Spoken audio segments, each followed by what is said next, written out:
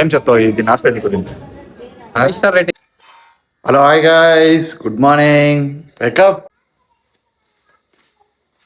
రాండా జిమ్కి పోతాం ఈరోజు.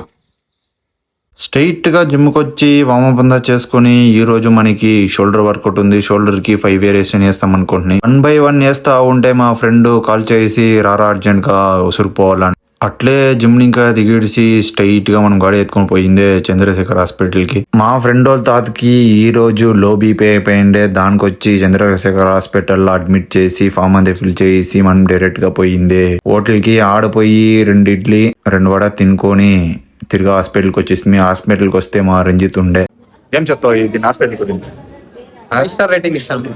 ఏమిటికే ఈ హాస్పిటల్ అంటే నాకు కొంచెం ఇష్టం బ్రో. మాకు కొన్ని కనెక్షన్ చేస్తాం బ్రో. ఇట్లా మేము మా ఫ్రెండ్ వాళ్ళ తాతని అడ్మిట్ చేసి రిపోర్ట్లు కాగా వెయిట్ చేసుకోని ఆడ రిసెప్షన్లో ఒక చిన్న పాప బాగా ఆడుకొని పాడుకొని తినుకొని ఉండే.